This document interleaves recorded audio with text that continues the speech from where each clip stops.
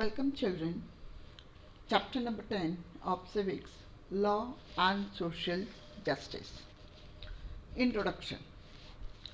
Consider a situation of common market where the situation of law is crucial. It is the issue regarding the wages of workers, contractors, private persons, businessmen, always looking forward to make maximum profits as possible. Sometimes to get such profits, they might deny the right of workers working under them and sometimes not even grant them wages properly. Under the law, it is an illegal process to deny wages of workers. The government has made a law regarding minimum wages in order to ensure that an employer does keep his workers underpaid. An employer has to pay an amount equivalent to or more than the minimum wages, but not less than that. The government revises the amount of minimum wages every few years. Apart from the minimum wages, which was introduced by the Government of India to protect the rights of workers, there are also laws to protect the rights of consumers or producers. These laws are administered in such a manner that the professional relationship between workers, producers and consumer doesn't remain exploitative. However, only making such law is not sufficient.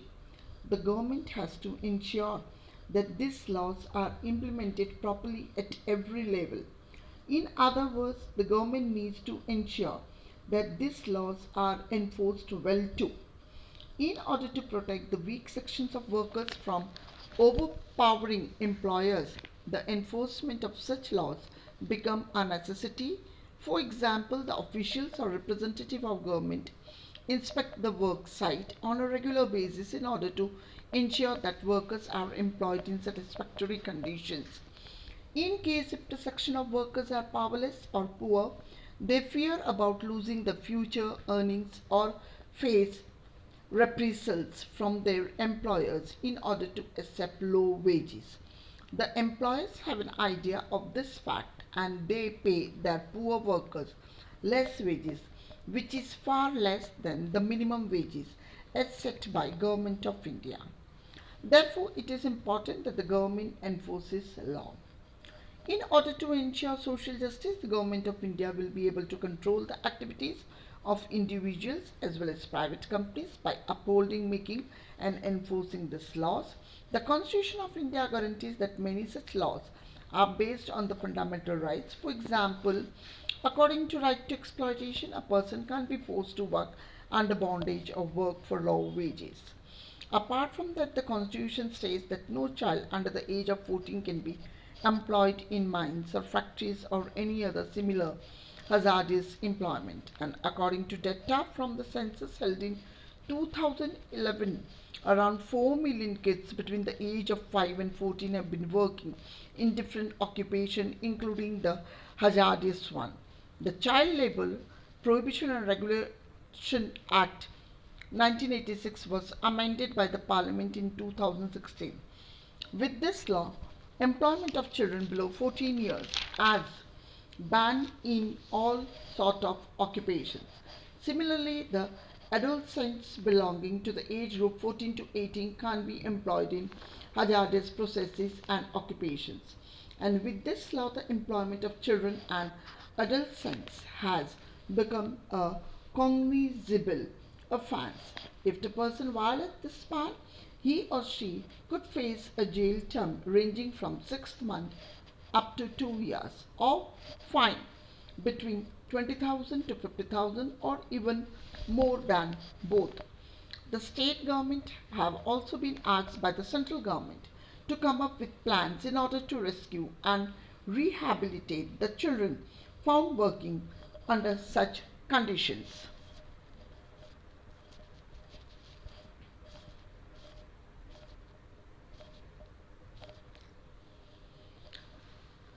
Bhopal gas tragedy. One of the worst industrial tragedies in the world took place in Bhopal, that is 35 years back. An American company named Union Carbide had set up a factory in the outskirts of Bhopal. It was responsible for manufacturing pesticides. On 2nd of December 1984, a highly poisonous gas called methyl isonite, that is MIC, started leaking from this plant, and after the surrounding areas were filled with white clouds and people started running away from their homes. In the next 3 days, over 8,000 people had died and thousands suffered from grievous injuries and side effects. A majority of these people who were exposed to these gases came from the poor families and working class. Its side effects can be seen among people even today, where over 50,000 people are still unfit to work. The survivors of this tragedy have suffered from severe eye issues, respiratory disease, and other similar disorders. The children born to such parents also suffered from severe diseases such as peculiar abnormalities. According to several reports, this tragedy was not an accident. In order to cut down the cost, the essential safety measures were ignored by Union Carbide deliberately. Much before the disaster, a gas leaking incident took place in the plant where a worker was killed and several others were injured.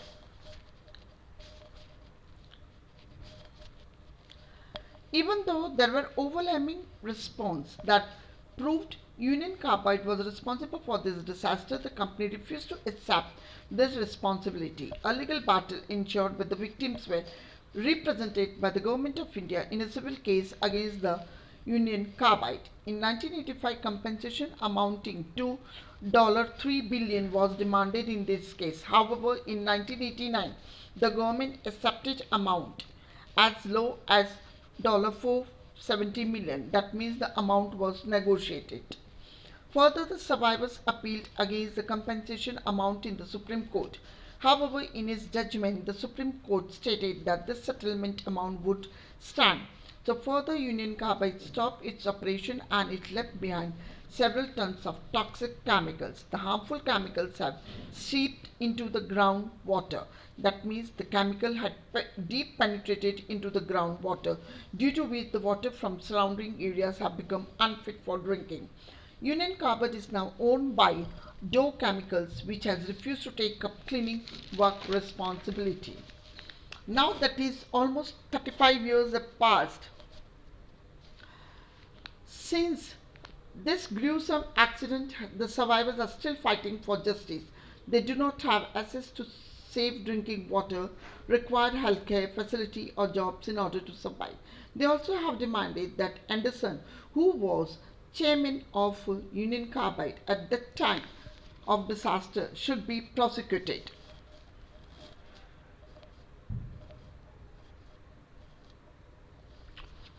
What is the worth of workers? In order to understand the events leading to Bhopal gas disaster, we need to understand why a factory was set up by the Union Carbide in India. One of the main reasons why foreign companies set up plants in India is due to availability of cheap labor.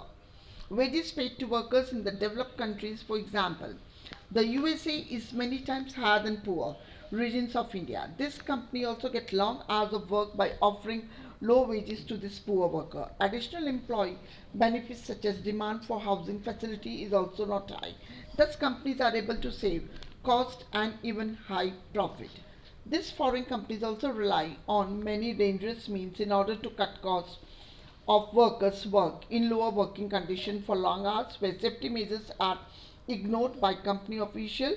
The Union Carbide plant consisted of malfunctioning safety devices, or they were not provided to workers in adequate number. Between 1980 to 84, the official had cut down the work crew from this plant from 6 number to 12. The workers were trained in safety training for only 15 days, as it was to be completed in 6 months. The Union Carbide officials also abolished the post of night shift worker. A report based on comparison between Union Carbide plant of USA and India states that at Union Carbide plant in West Virginia, there were computerized warning and monitoring system installed.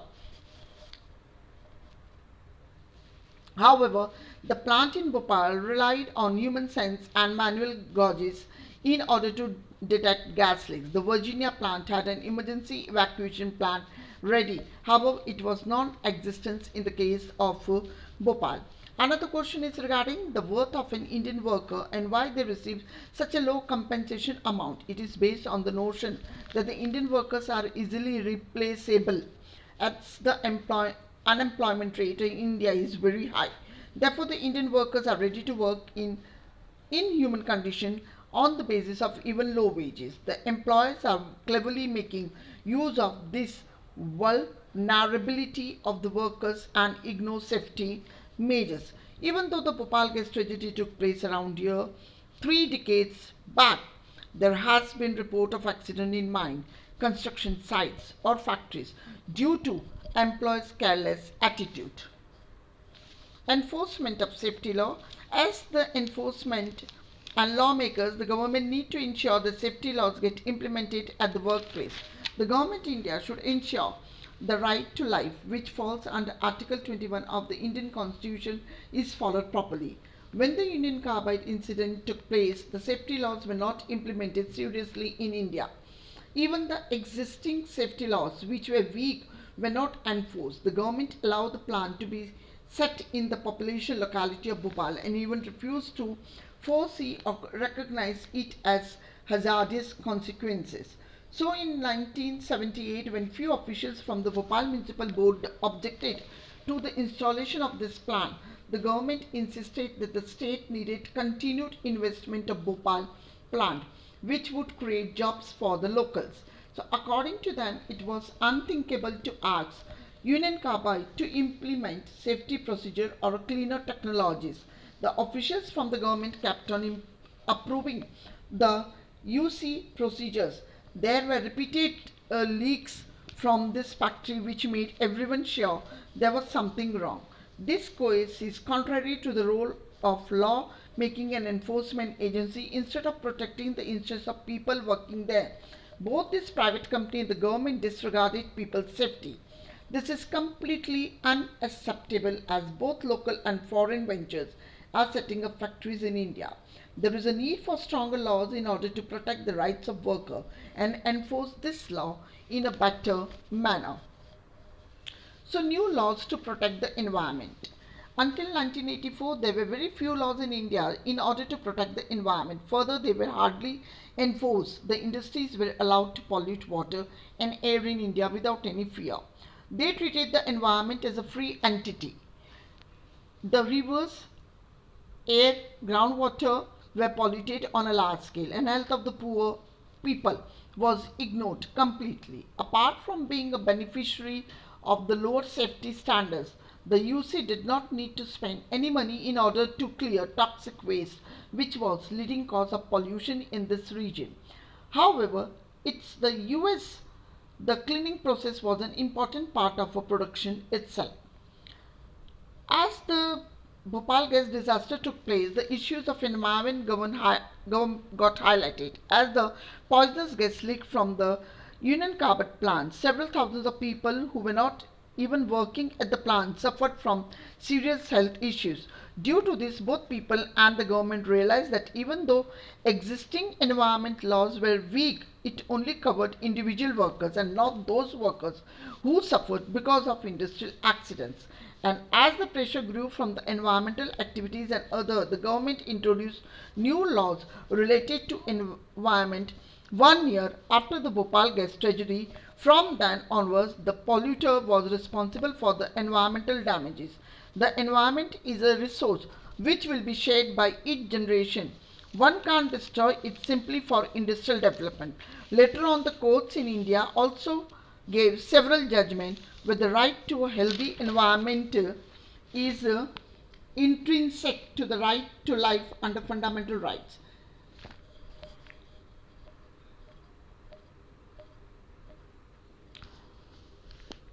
In Subhash Kumar versus State of Bihar, that is 1991, the Supreme Court held that under Article 21 of the Indian Constitution, the right to life is a fundamental right. It offers pollution free water and air to enjoy life fully. The government of India is responsible for making procedures and laws in order to check pollution and impose heavy fines on those who create it. Vehicular emission is one of the leading causes of environmental pollution from 1998 onwards. A series of rulings took place in the Supreme Court where the apex court ordered that those public transport that use diesel need to switch to compressed natural gas, that is CNG.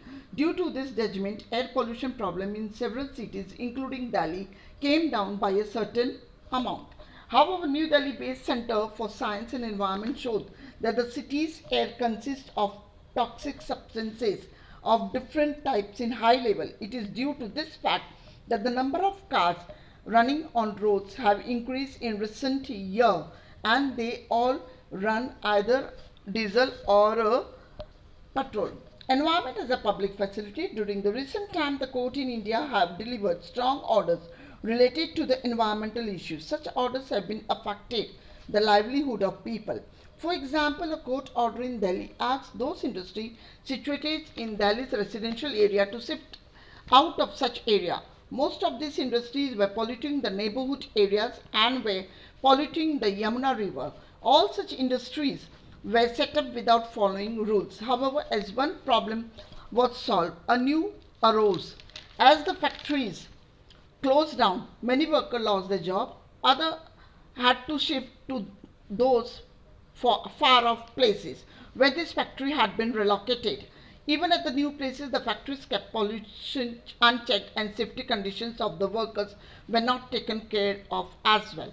Recent research regarding environmental issues in our country has shown that growing concern related to environmental pollution among the middle class is often at poor families' expenses. For example, in the names of a city beautifications drive, often a polluting factories move to an outer area.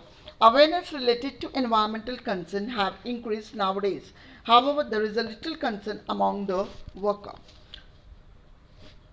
The government should come with solution where every citizen will benefit from a clean environment. The factory should adopt cleaner process and technology, and the government should also encourage this process. Those who pollute the environment should be imposed with hefty penalty. It will ensure that the living area of workers remains safe. Conclusion. In several situations, the laws are necessary in order to protect the people from unfair practices.